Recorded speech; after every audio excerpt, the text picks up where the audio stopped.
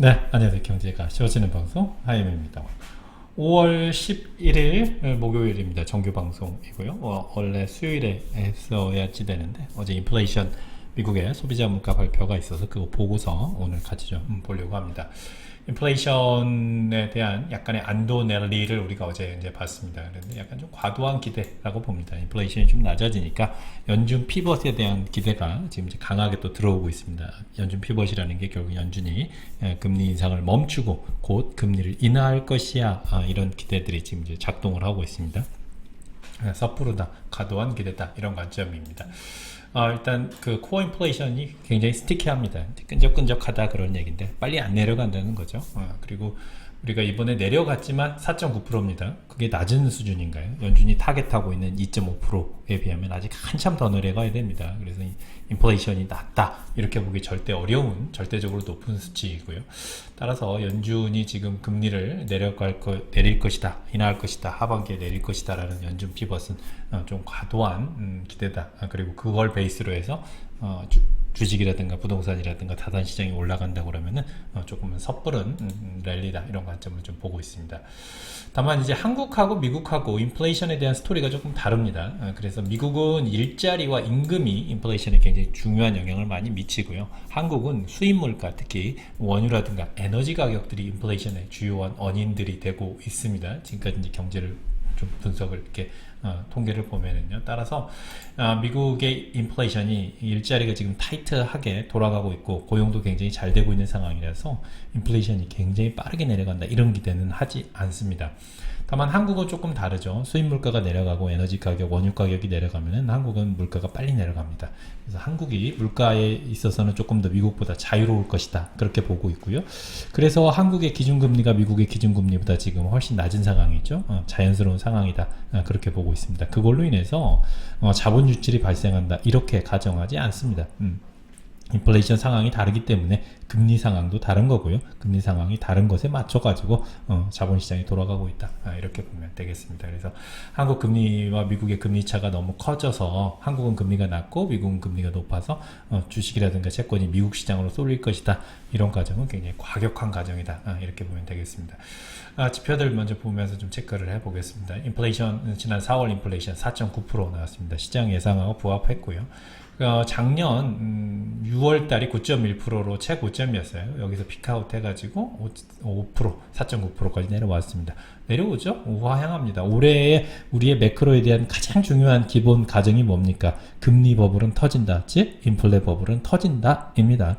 그렇기 때문에 내려가는 건 자연스러운데 속도가 앞으로 더 더뎌질 겁니다. 왜냐하면 기저 때문에 그래요. 작년 7월이 지난 6월이 9.1입니다. 그러면 올해 5월, 올해 6월 인플레이션은 많이 내려갈까요? 네, 조금 더 내려갈 겁니다. 왜냐면 기고가 상당히 높잖아요. 이거 대비이기 때문에 최소한 뭐 4.9보다는 좀 낮을 겁니다. 그런데 이제 7월, 8월, 9월, 특히 10월, 11월, 12월은 인플레이션이 이제 점점 낮아진 것에 대한 비교이기 때문에 인플레이션이 빨리 그렇게 안 떨어집니다. 그래서 오히려 인플레이션은 하반기가 더 스티키하다라는 얘기를 많이 듣게 될 거예요. 그래서 연준이 빨리 금리 인하 이렇게 하기 좀 어려울 것이다 라는 가정을 지금 우리가 계속 하고 있는 겁니다.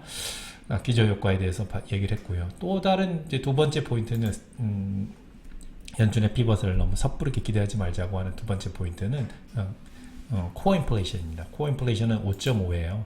지난 우리가 2월, 3월 보면 5.5, 5.6 높아졌다가 이번에 내려와서 5.5입니다. 이제 코어라는 게 우리가 푸드하고 식품하고 에너지를 뺀 가격이잖아요. 임금하고도 굉장히 관련성이 높은데 빨리 안 떨어지고 있습니다. 굉장히 끈적끈적하게 이렇게 지금 가고 있는 거죠. 이거는 아까 말씀드렸던 것처럼 미국은 고용 상황, 임금이 인플레이션에 굉장히 큰 영향을 미칩니다. 우리보다 훨씬 더 높아요, 그게. 그렇기 때문에 이 코어가 빨리 안 떨어질 것이기 때문에 연준도 6월 FOMC에서 금리를 아마 올리지는 않을 겁니다. 다만 그렇다고 해서 빨리 금리를 내리기도 어려울 것이다, 이런 관점으로 우리가 좀 보면 좋겠습니다. 그래서 정리하면은 연준 피벗은 기대하지 말자. 다만 연준의 시간은 끝났다. 금리를 더 올리지는 못할 것이다. 그 이유는 두 번째에서 좀 더 살펴보겠습니다. 다행스러운 거는 이제 우리가 그 물가에 상당히 중요한 원인 중에 하나 있던 렌트, 그러니까 미국 부동산 가격이 올라가서 렌트가 올라가는, 집값이 올라가는, 집세가 올라가는 것에 대한 인플레이션은 이제 좀 정점에 거의 다 달았다. 이런 포인트들은 좀 긍정적이다 보는데요. 좀 길게 한번 미국의 인플레이션을 볼까요? 코로나 때 제로까지 떨어졌다가 그 전에는 한 2% 정도 언저리였습니다. 거의 10%까지 찍고 지금 내려온 게 이제 5% 정도예요. 이제 여기까지 지금 더 내려와야지 되는데 여기는 쉽습니다. 왜냐면 급히 올라갔기 때문에 급히 내려와요. 그런데 여기서 여기 내려오는 과정이 그렇게 빨리 미국이 내려올 것 같지는 않습니다. 그래서 그런 포인트들은 연준 피벗은 올 연말 정도 가면 금리 한번 내릴 것이다. 이런 과정이 기본 시나리오다. 그래서 지금 어제 랠리, 만일에 당분간 또 랠리가 이어진다면 과도하다. 이렇게 접근을 하고 있습니다. 표들은 이따가 좀 보시면 될 것 같고요. 한국의 경제 전망과 인플레 전망도 좀 보죠. 한국의 23년도 인플레 전망은 3.4고 내년이 2.4%입니다. 한국은 이렇게 갈 것 같아요. 그런데 미국은 아마 내년이 가도 3%대일 것 같습니다. 한국이 한 1%포인트 정도 물가가 더 적게, 낮게 갈 것 같습니다. 그리고 경제 전망을 보면 상반기보다는 하반기가 조금 높고요. 올해 1.5%, 내년에 2.3%, 이 정도 보면 될 것 같습니다. 즉 뭐예요? 한국은 경기 반등한다. 이런 관점으로 좀 보면 좋겠습니다. 경기 반등한다. 반도체도 좋아진다. 자동차도 좋아진다. 이런 관점에서 계속 자산시장을 보면 좋겠습니다. 전화가 와가지고요. 자, 토마스 바킨 리치먼드 연은 총재가 물가 2% 목표 향한 큰 진전 보이지 않는다. 우리가 또 금리를 올릴 수도 있을 것 같다. 이런 립 서비스를 했습니다. 자, 이런 얘기는 계속 나올 겁니다. 왜냐하면 연준이 이제 금리를 올리기 어려운 상황이 됐어요. 그럼 할 수 있는 게 뭡니까? 행동으로 보여주기 힘들면 이제 말로 하는 거죠. 계속 겁을 주는 겁니다. 그 얘기는 미국의 자산시장, 나스닥이라든가 또는 주식시장, 부동산시장 가격 너무 올라가지 마. 나 싫어. 그 얘기를 지금 계속 하고 있는 겁니다. 립 서비스 이런 얘기들은 계속 나올 거고 그럴 때마다 시장은 약간씩 반응하겠지만 6월에 행동으로 보여주지 않는 한은 시장은 이거 믿지 않으려고 할 겁니다. 립서비스다 이렇게 좀 보면 되겠습니다. 두 번째 이제 우리가 이제 연준의 시간이 끝났다라고 하는 이제 다른 얘기인데요. 그러면서 하반기에 경기 둔화 나타날 것이라고 보고 경기 둔화가 하반기에 나타나면은 하반기 끝자락 4분기 정도에는 연준이 금리를 내릴 수밖에 없을 것이다라고 하는 포인트입니다. 은행들의 대출 태도 경색이 이제 조금씩 더 심화되고 있습니다. 이 얘기는 이제 은행들이 대출을 까다롭게 한다는 얘기죠. 그 말은 쉽게 돈을 못 빌린다는 얘기입니다. 가게나 기업들이. 그러면 경기 둔화, 레버리지가 안 일어나기 때문에 경기 둔화 있을 수 있을 거고요. 우리가 이제 실리콘밸리 사태라든가 이런 것들을 봤죠. 그런 이슈들로 인해서 대출은 더 까다롭게 나갈 거고 또 은행들의 이슈도 아직 끝나지 않았다. 이렇게 좀 보면 좋겠습니다.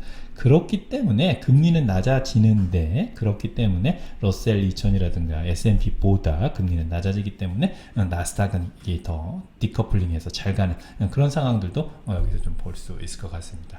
자, 우리가 이제 그 연준이 모든 걸 정하는 것 같고요. 우리 그 돈을 사용하는 엔드 유저들은 가게나 기업입니다. 저 같은 이제 가게들 빚내서 뭐 주택도 사고 자영업도 하고 그렇습니다. 기업들도 빚내서 합니다. 그런데 그 중간에 은행이라고 하는 시스템이 있는 거예요. 그래서 연준이 어떤 정책을 갖는가 보다도 은행이 레버리지를 잘 일으켜주는가, 돈을 잘 빌려주는가, 많이 빌려주는가, 빨리 빌려주는가 이런 것들이 중요한 거죠. 그래서 은행이 중개자로서의 역할이 굉장히 중요하고 중요한 거는 대출 태도입니다. 그런데 대출 태도를 한번 좀 볼게요. 우리가 그래프를 보면서 설명을 좀 넣어 보겠습니다. 대출 태도를 보면은요, 이 지표를 보면 여기가 이제 제로예요. 쉽게 해주는 거죠. 이때 이제 어려워집니다. 코로나 때. 그러다가 이제 또 코로나로 연준이 돈을 막 풀면서 엄청 대출 많이 해줬는데 지금 다시 높아졌죠. 수준을 보면은 2008년도, 2000년도 요때만큼 지금 높아진 겁니다. 요게 높아지면 뭐가 왔나요? 요거 음영으로 된 데들 다 불황이 왔거든요. 즉 연준이 지금 금리를 올리는 건 뭔가요? 수요 억제, 경기 둔화. 브레이크를 밟는 거거든요. 그럼 누가 이제 그게 이어지는 건가요?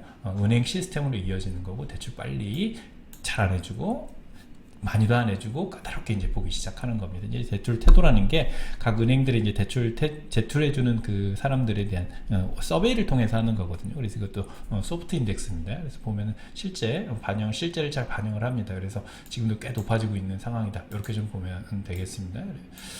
자, 참 이것도 좀 길게 보면은 이제 스몰 작은 기업들, 중소기업들, 대기업들에 대한 대출 태도들을 이제 쭉 다 같이 좀 색깔마다 다른 게 그렇습니다만은 지금 보면 여기만큼 올라왔습니다. 점점 그 전에 2000년대 불황, 2008년도 불황, 10년마다 오잖아요. 코로나 때 불황 수준만큼 지금 올라가는 거죠. 아직 올라가고 있는 상황입니다. 자, 이게 연준의 금리, 기준금리가 올라가는 것과 어떤 선후관계가 있는지도 한번 좀 보죠. 그러면 우리가 2005년도에도 보면 기준금리 올리고 나니까 대출 타이트 해주죠. 또 내려오고 나니까 대출 쉽게 해주죠. 자, 기준금리 올라가니까 대출 타이트 해주죠. 마찬가지입니다. 계속 기준금리가 올라가면 대출은 타이트해지는 거거든요. 더 올라가야 됩니다. 이 정도 올라갈 수 있습니다. 그래서 60까지도 올라갈 수 있기 때문에 은행들이 대출을 더 안 해주게 될 거고 그걸로 인한 레버리지는 떨어지게 될 거고 그걸로 인한 경기 둔화는 더 나타나게 될 겁니다. 이미 지금 대출이 까다롭게 지금 되고 있는 상황이기 때문에 굳이 여기서 연준이 금리를 더 올려가지고 목을 더 가계와 기업들의 목을 더 조를 필요가 없다고 보는 겁니다. 그래서 연준의 금리 인상은 끝났다고 보고 다만 끝났다고 선언을 안 할 뿐이지 끝났기 때문에 연준의 시간은 끝났다. 그거를 지난 방송에서 같이 우리가 살펴보았습니다. 이제는 은행 대출이 줄어들면서 전반적인 레버리지가 줄어드는 총량이 줄어드는 그런 상황으로 우리가 펼쳐질 거고요. 이렇게 되면 경기 둔화는 자연적으로 올 수밖에 없다. 연준이 원하는 수요 억제도 올 수밖에 없다. 그렇게 되면 실업률도 조금 더 높아질 것이다. 그렇게 되면 인플레이션도 시간을 거치면서 좀 더 잡힐 것이다. 이렇게 좀 보면 되겠습니다. 그래서 두 가지 우리 체크해 볼 수 있습니다. 연준이 금리 올리는 상황은 이제 거의 끝났다. 끝났다고 봅니다. 저희는 끝났다고 보고요. 5.25가 계속 작년부터 가져왔던 터미널 금리라고 보고 있습니다. 다만 그걸로 인한 연쇄 효과, 그 이후의 효과, 은행을 통한 대출 둔화 이런 포인트들이 앞으로 2분기, 3분기에 걸쳐서 나타날 것이고 그것이 우리가 4분기에 보게 될 겁니다. 그래서 경기가 꽤 둔화가 되면 연준이 금리를 내릴 수밖에 없는 상황 이렇게 보기 때문에 채권에 대해서는 계속 관심 가질 필요 있겠다 보고 있습니다. 자, 경기 둔화가 나타나고 있는 거를 우리가 대표적인 실물 경기 지표인 실물 경기 지표라기보다 가격 지표인 원유하고 철광석 가격에서 볼 수 있습니다. 원유도 보면은 지금 이 70달러대 계속 여기 내려오고 있고요. 철광석도 작년에 반등하다가 지금 꽤 많이 내려오고 있습니다. 물론 중국 정부의 정책, 철광석 둔화, 그리고 또 지금 오스트레일리아가 파견단을 중국에 이제 곧 보내죠. 그래서 이제 그 철광석 그거에 대한 뭐 수출 제한 이런 것들도 협상을 하게 되면서 어쨌든 가격은 다시 꽤 내려와서 지금 요 80, 100 요대로 지금 내려오고 있습니다. 다 경기 둔화에 대한 우려를 가격들이 보여주고 있다. 이렇게 좀 보면 되겠습니다. 자, 여기까지 이제 뭐 글로벌 매크로라든가 미국 상황 봤고요. 한국의 상황도 좀 보겠습니다. 한국의 상황을 보면은 이렇게 정리를 하고 있습니다. 자전지 우전자로 왔습니다. 2차전지 굉장히 뜨거웠고 반도체도 반등했습니다. 그런데 지금 자전지 우전자가 쉬어가죠. 그 사이에 누가 가고 있습니까? 남자동차, 북엔터 이렇게 지금 가고 있는 자동차의 시간이 지금 오고 있고 지금 펼쳐지고 있는 상황인 것 같습니다. 그렇기 때문에 자전지 우전자가 쉬어갈 때 남동차와 북엔터가 지금 받쳐주는 그런 상황이거든요. 그래서 코스피는 한국의 주식시장은 두 개의 엔진과 두 개의 날개가 지금 어느 때가 돌아가면 어느 개는 쉬어주고 이렇게 지금 가고 있는 상황이기 때문에 전반적으로 탄탄하다. 그래서 코스피 2380이 깨지면 꽤 이상한 매크로 상황이기도 하고 한국의 주식시장 상황이다 이렇게 보고 있습니다. 그래서 지금은 남동차, 북엔터의 시간 이렇게 보고 우리가 좀 대응을 할 수도 있을 것 같습니다. 다만 이제 지금 뭐 자전지 우전자가 좀 쉬고 있죠. 조금 더 5, 6월은 아마 5월은 한국 코스피는 반등이기보다는 이제 리스크 관리 시간이기 때문에 더 싸졌을 때 그때 좀 더 담는 것도 좋을 것 같고요. 자동차를 조금 더 따라가는 것도 좋을 것 같습니다. YG 플러스 1분기 영업이 92억 역대 최대 이렇게 나오고 있죠. 전반적으로 지금 엔터, 뭐 하이브라든가 SB라든가 다들 지금 괜찮게 지금 가고 있고 그것의 후방인 어떻게 보면 한국 뷰티 화장품도 꽤 잘 가고 있는 그런 상황인 것 같습니다. 자동차 좀 보죠. 우리가 2분기 리밸런싱을 할 때 2차 전지를 줄이고 자동차를 더 넣어서 늘렸습니다. 그래서 지난 4월 때부터 보면은 지금 한 10% 이상 자동차는 지금 계속 우상향하고 있는 상황이고요. 기아차는 2분기에는 필수가 아닌가 이런 느낌 계속 지금 얘기를 보고 있습니다. 그리고 현대차의 자율주행 택시 올 여름에 지금 예정되어 있기 때문에 자율주행에 관련된 것들 뭐 프론티어도 우리도 살펴봤습니다만 계속 관심 가지고 좀 볼 필요가 있겠다 좀 보고 있습니다. 그리고 보면 우리가 이제 2차 전지를 우리가 지난 4월 언제죠? 4월 10일 날 리밸런싱 요때쯤일 것 같은데요. 이후에 2차 전지를 좀 줄였습니다. 그래서 내려가고 있고요. 2차 전지는 주가는 지금 사실은 좀 너무 높죠. 주가는 높지만 산업은 괜찮기 때문에 또 어느 정도 내려간다 그러면 그 다음에 이렇게 내려갔을 때 다시 이렇게 좀 채워넣는 그런 방향일 것 같고요. 일단 2분기는 자동차와 함께 가는 그런 시간인 것 같습니다. 자, 여기까지 봤네요. 네. 그래서, 전반적으로 지금 우리가 좀 생각해 봐야 되는 거는 이제 금리는 조금 더 내려간다. 그리고 인플레이션도 더 내려간다. 그러나 연준이 빨리 피벗 못할 것이다. 이거는 뭐 이창용 총재께서도 한국은행 총재께서도 여러 번 얘기를 하신 것 같습니다. 그래서 피벗에 대한 기대를 너무 빨리 갖지 말고 지금은 미국에서 일어날 수 있는 정치적인 리스크, 부채 한도 이슈라든가 또는 경기 둔화 이런 것들이 가능성이 60% 이상이다. 이렇게 보고 펀더멘탈리 좀 접근을 하면 좋겠는데 다만 잊지 말아야 될 거는 글로벌 경기는 올 하반기 2분기를 저점으로 반등한다는 겁니다. 그 속도가 좀 느릴 뿐이다. 이렇게 좀 보면 되겠고요. 한국은 계속 섹터를 돌려가면서 한 번에 다는 못 갈 겁니다. 자전지 운전자 쉬면 뭐 남동차, 북엔터 이렇게 이런 느낌으로 갈 것이다. 이런 느낌으로 좀 보면서 너무 불안할 건 없을 것 같고 5월은 세린메이가 뭐 이든 아니든 간에 리스크 관리를 하는 5월이 될 것이다. 이런 관점으로 좀 접근을 하면 편할 것 같습니다.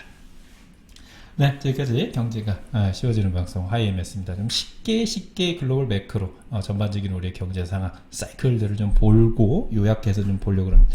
데이터가 경제를 보고 이해하는데 수없이 많은 데이터가 필요합니다. 하지만 그러나 그것의 가장 큰 맥락, 큰 흐름이 어딘가 이런 포인트들을 우리가 좀 집중해서 좀 보고 또 투자 아이디어도 찾고 그러면 좋겠습니다. 네, 지금까지 경제가 쉬워지는 방송 하이엠이었습니다. 늘 함께 해주셔서 감사합니다.